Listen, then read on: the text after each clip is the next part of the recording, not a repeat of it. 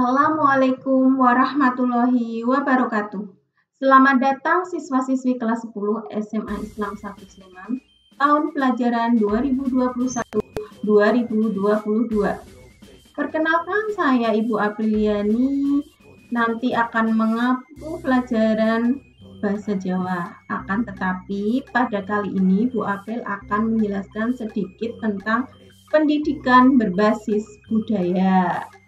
Pendidikan berbasis budaya adalah pendidikan yang diselenggarakan untuk memenuhi standar nasional pendidikan yang diperkaya dengan keunggulan komparatif dan kompetitif berdasar nilai-nilai luhur budaya agar peserta didik secara aktif dapat mengembangkan potensi diri.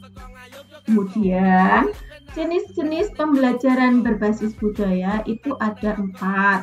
Yang pertama, belajar tentang budaya. Belajar tentang budaya menempatkan budaya sebagai bidang ilmu. Jadi, kita secara khusus mempelajari budaya tersebut. Mata pelajaran tersebut tidak diintegrasikan dengan mata pelajaran yang lain dan tidak berhubungan satu sama lain. Contoh mata pelajaran tersebut yaitu pelajaran seni rupa, seni tari, seni musik, seni budaya, keterampilan, dan sebagainya. Agar lebih mudah memahami, misalnya ya, penerapan di sekolah tentang belajar budaya ini, contohnya pembelajaran tentang budaya itu sendiri di jam pelajaran pada mata pelajaran seni budaya. Di SMA itu ada pelajaran seni budaya. Itu bisa masuk ke dalam intrakurikuler pada jam pelajaran atau ekstrakurikuler di luar jam pelajaran. Kalau di SMA Islam, contoh ekstrakurikulernya tentang belajar budaya ini yaitu membatik. Kalau di sekolah lain misalnya bisa tentang wayang, kerawitan, memasak kuliner lokal, menari, olahraga pencaksilat, permainan tradisional, dan sebagainya. Itu contohnya. Jadi belajar tentang budaya itu contohnya kita belajar seni budaya pada mata pelajaran seni budaya di SMA.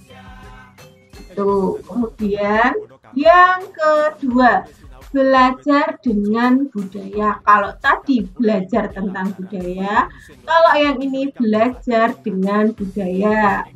Dalam belajar dengan budaya ini, budaya dan perwujudannya menjadi media pembelajaran dalam proses belajar. Misalnya pada pembelajaran matematika itu bisa disisipkan pembelajaran budaya juga. Bagaimana caranya? Yaitu misalnya akan memperkenalkan bentuk bilangan dalam suatu garis bilangan. Bisa mengambil tokoh wayang kuno kawan, misalnya Semar. Semar akan memandu siswa berinteraksi dengan garis bilangan dan operasi bilangan dalam pembelajaran matematika. Jadi, walaupun di situ pembelajaran matematika, bisa disisipkan pembelajaran budaya itu. Kemudian yang ketiga, belajar melalui budaya. Belajar melalui budaya merupakan salah satu bentuk penilaian pemahaman dalam beragam bentuk. Jadi macam-macam bentuknya. Misalnya, kita tidak perlu mengerjakan tes untuk mengejarkan topik tentang lingkungan hidup, tetapi siswa dapat membuat poster misalnya tentang banjir, jangan membuang sampah sembarangan, atau membuat karangan, lukisan, lagu, puisi, atau yang lainnya yang bisa melukiskan tentang lingkungan hidup. Mereka bebas mengekspresikan lewat karya tentang misalnya tadi banjir, hutan gundul, gunung yang asri, dan sebagainya. Yang keempat yaitu belajar berbudaya. Nah, ini sangat penting ya. Belajar berbudaya itu maksudnya gimana? Belajar berbudaya merupakan bentuk pengejawantahan budaya itu dalam perilaku nyata sehari-hari siswa.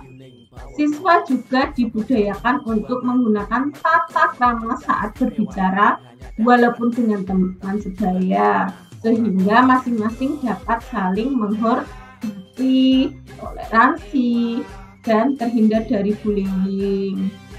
Jadi belajar budaya itu sangat penting. Kalau di dalam bahasa Jawa bisa istilahnya yaitu unggah-ungguh.